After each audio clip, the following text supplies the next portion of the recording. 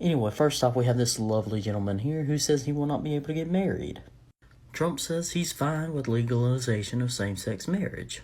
He's held an LGBT flag, and he's openly admitted that he cares about them. Now, after this chick talking about healthcare, Trump signed an executive order protecting pre-existing conditions, and also issued an executive order lowering drug prices. Now, this chick talked about losing her reproductive rights, I'm assuming an abortion, and she's talking about Amy Coney Barrett on the Supreme Court. Legally, on the Supreme Court, the court cannot return to the same case and change its mind. It's the legal doctrine stare decisis. The Supreme Court is not going to overturn Roe v. Wade. We left off on COVID. Here's a quick brief list of some of the things at the beginning of COVID that Trump did. There's actually a lot more, but I don't have time to show you all. Furthermore, Trump administration acts to ensure coverage of life-saving COVID-19 vaccines and therapeutics covered on your insurance as well.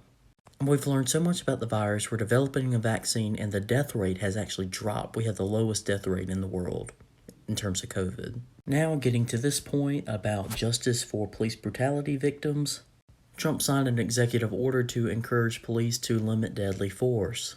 In the order, it took drastic measures, including banning the use of chokeholds, and also implementing co-responder programs such as social workers and other mental health professionals. Now about the family separations at the border.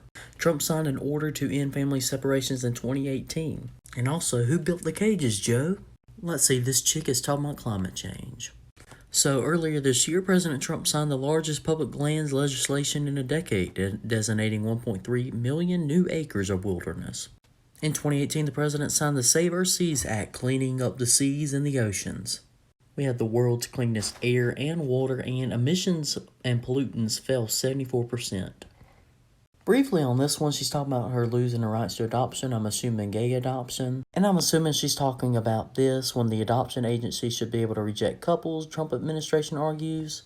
The real case was about a Catholic and a religious adoption organization and a gay couples trying to adopt. So that's where that came from. He's not saying gay couples can't adopt at all. Now this one says democracy would be the end as we know it. As far as I know, Trump's protecting it. And I really don't know how to provide evidence with this one. She could lose everything. I don't know. Have you lost it yet? That's it.